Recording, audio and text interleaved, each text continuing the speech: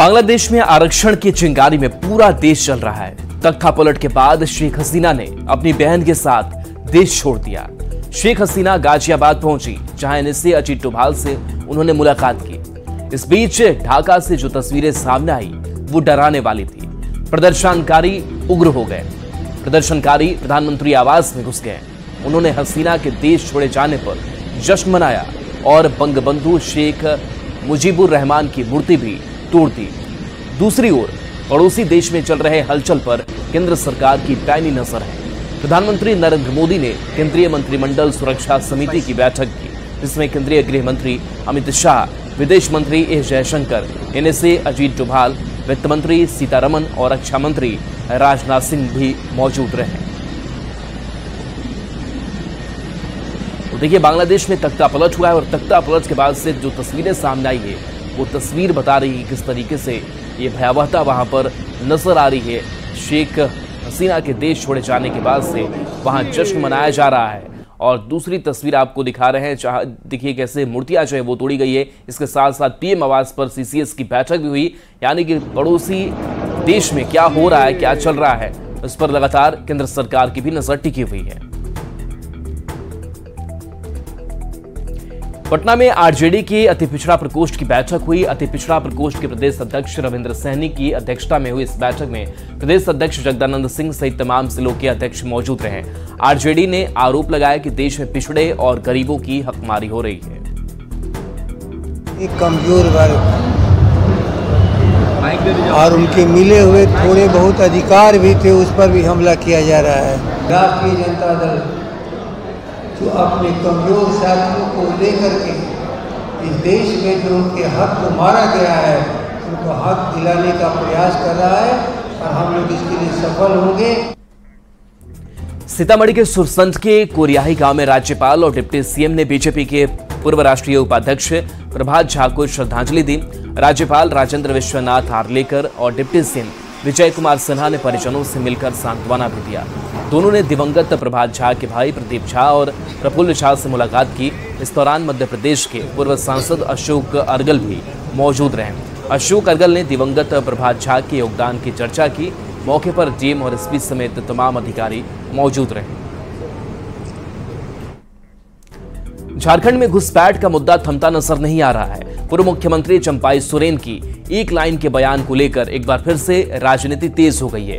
विपक्ष नए सिरे से हेमंत सरकार को घेरने में जुट गया है, तो सत्ताधारी जेएमएम झारखंड में घुसपैठ के मुद्दे पर अब सीधे सीधे केंद्र सरकार को चुनौती दे रहा है। 20 साल में घुसपैठ पर बड़ा बवाल। किसकी बढ़ेगी मुश्किल, किसका होगा बेड़ा पार। झारखंड में घुसपैठ, जिम्मेदार कौन। –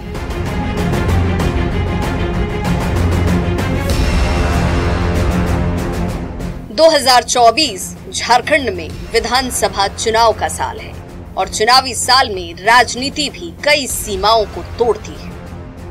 लेकिन फिलहाल झारखंड में बांग्लादेशी घुसपैठ का मुद्दा इस बार सिर चढ़कर बोल रहा है।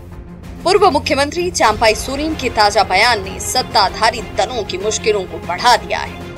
बांग्लादेशी घुसपैठ के मुद्दे पर चंपाई सोरेन ने कहा कि अगर बात आई है तो उसे देखना चाहिए, जिस पर नेता प्रतिपक्ष अमर बावरी ने सीधे सीधे मुख्यमंत्री हेमंत सोरेन को घेरने की कोशिश की।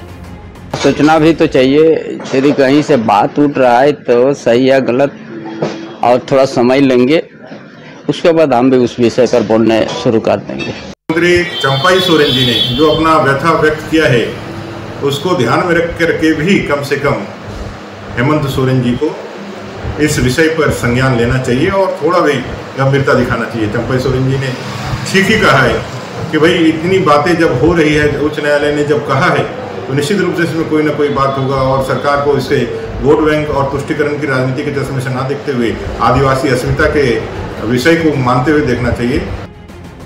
दरअसल चंपाई सोरेन के इस बयान को अमर बावरी ने ही सोशल मीडिया पर पोस्ट किया, जिसे लेकर जेएमएम ने बीजेपी के चरित्र पर सवाल उठा दिए। पलटवार में विनोद पांडे ने कहा कि अगर झारखंड में घुसपैठ है तो केंद्र सरकार इसकी जिम्मेदारी ले और केंद्रीय गृह मंत्री को बर्खास्त करे। झारखंड में झारखंड की जनता बहुत ही समझदार है, बहुत संवेदनशील है, इनके बहकावे में नहीं आने वाली है, इनके माने जो दुष्प्रचार है उसका कोई असर यहाँ नहीं होने वाला है। और अगर घुसपैठ है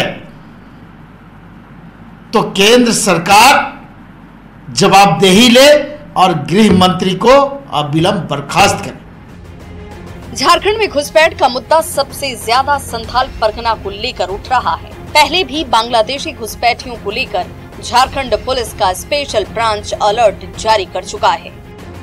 इसी बीच 3 जुलाई को झारखंड हाई कोर्ट ने सरकार को निर्देश दिया कि वो कार्य योजना तैयार कर संथाल परगना में बांग्लादेशी घुसपैठ पर ब्रेक लगाए, जिसके बाद से झारखंड की राजनीति का सबसे बड़ा मुद्दा घुसपैठ ही बना हुआ है। न्यूज़ 18 के लिए रांची से संजय सिन्हा के साथ अविनाश कुमार की रिपोर्ट। और चलिए न्यूज़ 18 बिहार झारखंड पर खबरें आपके लिए लगातार जारी हैं।